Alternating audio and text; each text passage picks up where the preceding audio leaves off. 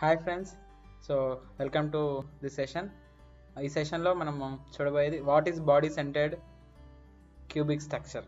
So last క్లాస్లో మనం చూసింది సింపుల్ క్యూబిక్ స్ట్రక్చర్. సో అందులో మనం వచ్చేసి ఒక ఆటం లేదంటే యూనిట్ సెల్ తీసుకుంటే దానికి టోటల్గా 4 కార్నర్స్ ఉంటాయి. 4 కార్నర్స్లో కూడా ఈచ్ కార్నర్లో 1/8 పోర్షన్ ఉంటుంది. సో టోటల్గా 1 ఆటం ఉంటుందని చెప్పేసి సింపుల్ క్యూబిక్ స్ట్రక్చర్లో చెప్పాం. సో నెక్స్ట్ ఇందులో వచ్చేసి body centred cubic structure. So ఇందులో మనం చూసినట్లయితే టోటల్గా ఒక యూనిట్ సెల్ తీసుకున్నట్లయితే మిడిల్లో వచ్చేసి ఒక ఆటం ఉంటుంది సెంటర్లో. Okay, same as simple cubic structure, but thing ఏంటంటే సెంటర్లో వచ్చేసి ఒక ఆటం ఉంటుంది.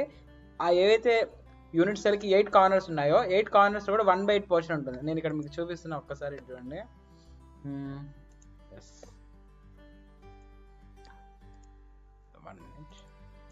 ఎస్, సో ఇక్కడ టోటల్గా 8 కార్నర్స్, ఈ 8 అనేది ఓకే, ఒక క్యూబ్కి కనుక చూసినట్లయితే 8 కార్నర్స్. సో 8 కార్నర్స్లో కూడా మనకి 1/8 పోర్షన్ ఉంటుంది. ఇక్కడ నేను రాసాను. సో 1/8 పోర్షన్ అనమాట, 1/8 ఆటం ఉంటుంది. సో ఇంటూ 1/8 ఓకే, ప్లస్ దానికి అడిషనల్గా మనం ఏం చూస్తున్నాం, సెంటర్లో వచ్చేసి ఒక ఆటం ఉంటుంది. ఓకేనా, ఇది వచ్చేసి సెంటర్ ఆటం. కాబట్టి టోటల్గా ఇది యూనిట్ సెల్ ఒకటి కాబట్టి 1 into 1 నథింగ్ బట్ టోటల్గా 2 ఆటమ్స్ ఉంటాయి అనమాట. 1/8 into 8 కార్నర్స్ కాబట్టి 8 into 1/8 అనేది కార్నర్లో ఉంటుంది అన్నమాట. సో అది పోర్షన్ 1/8 పోర్షన్. టోటల్గా 2 నెంబర్ ఆఫ్ యూనిట్ సెల్ ఉంటాయి. సో యాక్చువల్గా ఎందుకు మనం ఇది చెప్తున్నాం అంటే మనం ఆల్రెడీ అనుకున్నాం number of atoms present in an unit cell. So ఇది బీసీసీ. ఎస్సీలో మనకి జనరల్గా సింపుల్ క్యూబిక్ స్ట్రక్చర్లో వచ్చేసి ఒకటే ఆటం ఉంటుంది, అది కూడా కార్నర్ ఆటమ్స్. బట్ వెరాజ్ for BCC body centred cubic structure central atom ఒకటి ఉంటుంది అండ్ కార్నర్ ఆటమ్స్ ఒకటి ఉంటుంది. టోటల్గా number of atoms present in BCC అంటే టోటల్ 2 నెంబర్ ఆఫ్ ఆటమ్స్ అనమాట. సో అది ఫస్ట్ దానికి. అది నెక్స్ట్ వచ్చేసి ఆటమిక్ ప్యాకింగ్ ఫ్యాక్టర్. ఇది knowledge, it is very important అని చెప్పేసి మనం ముందు నుంచే డిస్కస్ చేస్తున్నాం. సో ఈ ఆటమిక్ ప్యాకింగ్ ఫ్యాక్టర్ అంటే నేను ఆల్రెడీ డెఫినేషన్ చెప్పా, volume of atoms in a unit cell divided by volume of unit cell అనమాట. సో టోటల్గా మనం చూసినట్లయితే నెంబర్ ఆఫ్ ఆటమ్స్ ఎన్ని ఉంటాయి బీసీసీలో into volume of single atom. So ఈ వాల్యూమ్ అనేది ఆటమ్ అనేది స్పియర్ షేప్లో ఉంటుంది కాబట్టి ఆ స్పియర్కి వాల్యూమ్ ఫార్ములా ఏంటిది అనేది మనం ఆల్రెడీ చదువుకునే ఉన్నాం, 4/3 πr³. సో అది ఫిక్స్, ఇది చేంజ్ అవ్వదు. సో నెంబర్ ఆఫ్ ఆటమ్స్ అనేది మనకి వేరియబుల్ అనమాట, చేంజ్ అవుతూ ఉంటుంది, స్ట్రక్చర్ టు స్ట్రక్చర్ మారుతుంది. ఫర్ ఎగ్జాంపుల్ ఎస్సీలో సింపుల్ స్ట్రక్చర్ అయితే అందులో మనకి ఓన్లీ 1 ఉంటుంది. అది వేరాజ్ బాడీ సెంటర్లో 2 ఉంది. అదే ఫేస్ సెంటర్లోకి వెళ్తే అది చేంజ్ అవుతుంది అనమాట. సో ఈ బాడీ సెంటర్లో 2 ఆటమ్స్ ఉంటాయి కాబట్టి 2 and volume of single atom nothing but sphere formula, volume formula 4/3 πr³. So next వచ్చేసి వాల్యూమ్ ఆఫ్ యూనిట్ సెల్, అది వచ్చేసి ఏ అనమాట, A³. సో ఇది కూడా ఈ ఫార్ములా అనేది మనకి టోటల్గా మారదు, ఇంతే ఉంటుంది. అయితే బీసీసీలో వచ్చే వరకు ఈ ఎడ్జ్ ఏదైతే ఉందో, ఏ అనేది ఎడ్జ్ అనుకుంటాం కదా, ఆ edge is equal to 4/√3 into r. యాక్చువల్గా ఈ ఫార్ములా ఎలా వచ్చిందని నీకు డెరివేషన్ చూపిస్తున్నాను. It is the relation between the edge length and radius in BCC. Edge length అంటే ఆల్రెడీ చెప్పా, యూనిట్ సెల్కి ఈ కార్నర్ నుంచి ఈ టాప్ మోస్ట్ ఏదైతుంది దాని ఎడ్జ్ లెంత్ అంటాం.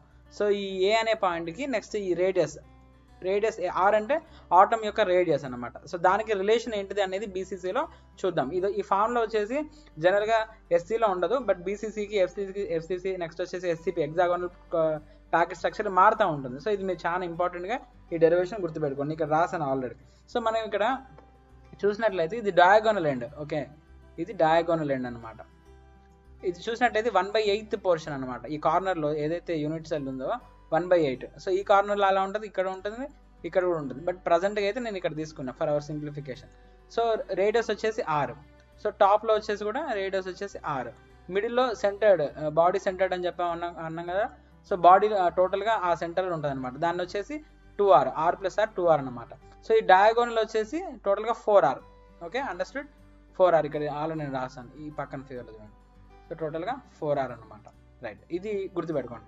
ఇప్పుడు నేను ఫస్ట్ ఆఫ్ ఆల్ ఏం చేస్తున్నానంటే ఈ బాటమ్ ఫిగర్లో చూసినట్లయితే ఈ ట్రయాంగిల్ని తీసుకుంటున్నాను. Consider this triangle.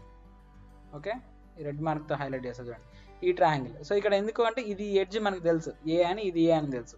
సో ఇది ఏంటిది, ఈ లెంత్ కనుక్కోవాలి. So according to hypotenuse theorem మనకు తెలుసు A² + A² is equal to √2a. So ఇక్కడ నేను రాసా చూడండి. ఫర్ ఎగ్జాంపుల్ ఈ పాయింట్ని ఏ అని, let us for hour simplification ఈ పాయింట్ని సి అని అనుకుందాం. ఓకే, ఈ పాయింట్ సి, ఈ పాయింట్ ఏ.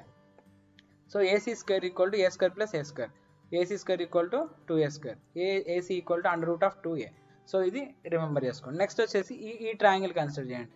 ఈ డాటర్ లైన్స్తో ఉన్న ట్రయాంగిల్ ప్లస్ ఈ ఎండ్ ప్లస్ ఇది అన్నది. ఈ ట్రయాంగిల్ చూసినట్లయితే ఫర్ ఎగ్జాంపుల్ ఇక్కడ ఆల్రెడీ ఏ ఇచ్చాం కాబట్టి ఇది బి అని ఇద్దాం.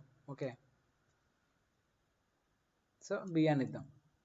సో ఏబి వచ్చేసి మనం చూడాలంటే ఏబి ఈజ్ ఈక్వల్ టు, లేదంటే AB square is equal to, ఇక్కడ రాసి ఆల్రెడీ చూడండి,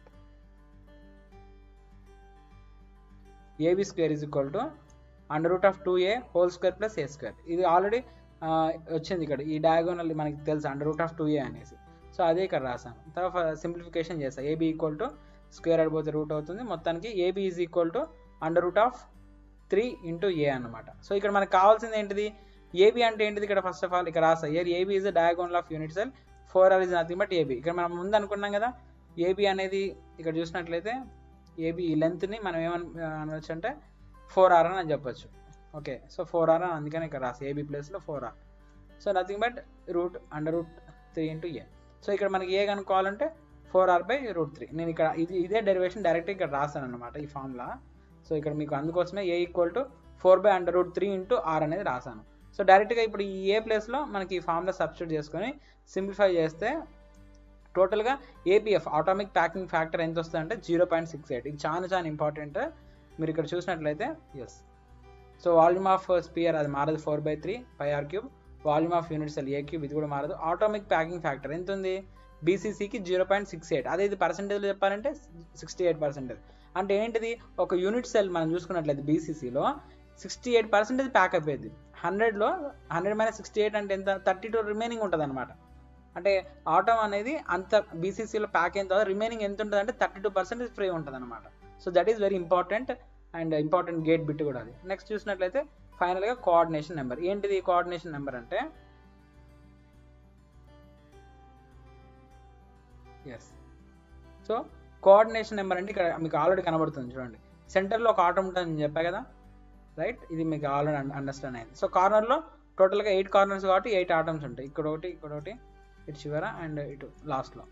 సో ఇప్పుడు మనం ఆల్రెడీ కోఆర్డినేషన్ నెంబర్ని ఎలా డిఫైన్ చేయొచ్చు, నియరెస్ట్గా ఉండే ఆటమ్ని. ఫర్ ఎగ్జాంపుల్ ఈ సెంటర్ ఆటమ్ని కన్సిడర్ చేస్తే ఈ ఆటమ్కి నియరెస్ట్గా ఉండే ఆటమ్స్ ఏవైతే ఉంటాయో దాన్నే కోఆర్డినేషన్ నెంబర్ అంటాం. సింపుల్గా ఈ మనం ఇక్కడ యాక్చువల్గా మనము లాటిస్ వ్యూలో చూస్తున్నాం, బట్ ప్రాక్టికల్గా చూస్తే ఈ ఆటమ్ చాలా పెద్దగా ఉంటుంది అనమాట. సో ఈ ఆటమ్ అనేది సెంటర్ ఆటమ్ ఏదైతే ఉందో ఈ 4 కార్నర్ ఆటమ్స్ కూడా షేర్ అవుతుంది.